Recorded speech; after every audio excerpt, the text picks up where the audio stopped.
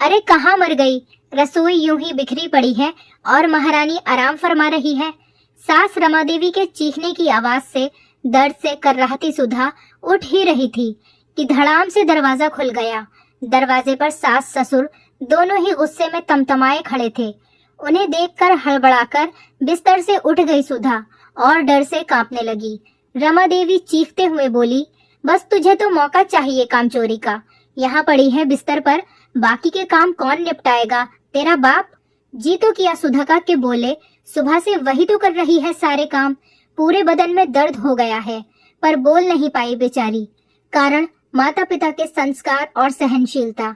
परिवार में 4 बहुएं थीं, किसी पर कोई पाबंदी नहीं थी, बस उस पर ही सारे प्रतिबंध थे। नौकरानी से ज्यादा हैसियत नहीं थी उसकी।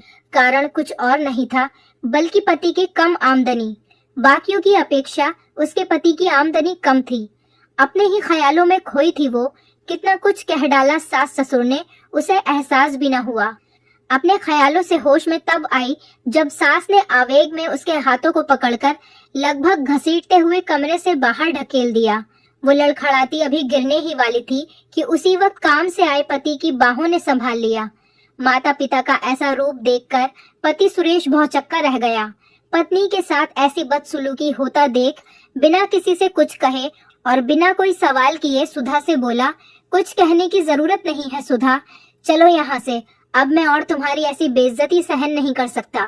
अब हम इस घर में नहीं रह सकते जहाँ इंसानों से ज्यादा पैसों को अहमियत दी जाती है।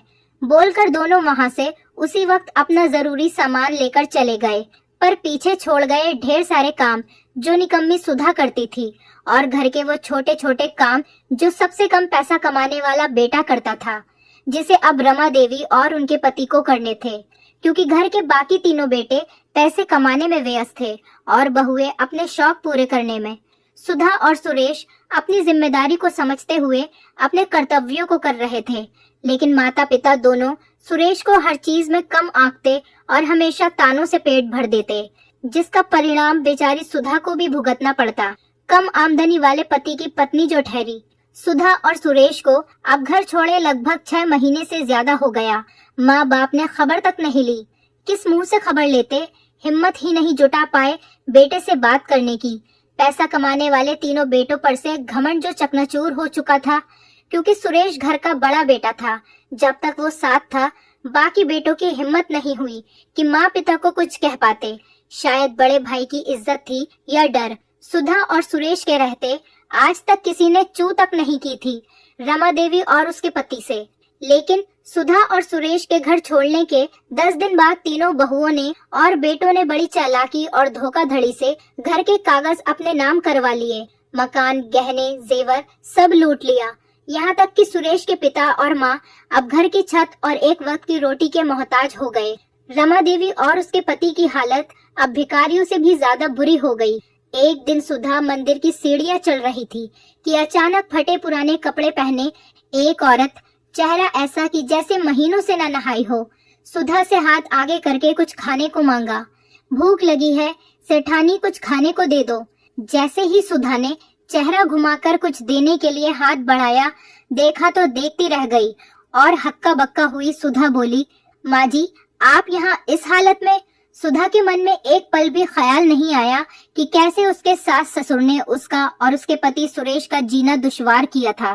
तुरंत देखते ही बोली, चलिए मेरे साथ, यहाँ से चलिए। और पापा जी कहाँ हैं? रमा देवी बस टकटकी लगाकर देखती रह गई, क्योंकि सुधा के दिन बदल गए थे। अब वो लाचार और मजबूर सुधा जो नहीं थी, उनके सामने महंगी साड़ी और गहनों से लदी सुधा की खूबसूरती से आंखें न हटने वाली थीं, पूरी सेठानी ही लग रही थी। पहले तो रमा देवी ने आश्चर्य भरी निगाहों से सुधा को ऊपर से नीचे तक निहारा और पूरी तरह पहचान जाने पर देखते ही देखते सुधा के पैरों में गिर गई। अपने पैरों को खींचते हुए तभी सुधा ने कहा, माँ जी ये आप क्या कर रही हैं? आप प्लीज मुझे जीते जी नर्क मत भेजिए, चलिए घर चलते हैं। अब रमा देवी और उनके पति की बड़े बेटे और बहू की हैसियत को देखकर आंखें शर्म से झुकी हुई थी। घर, गाड़ी और नौकर चाकर सब थे दोनों के पास। दोनों ने ये पाने के लिए रात दिन एक करके आज ये मुकाम जो पाया था।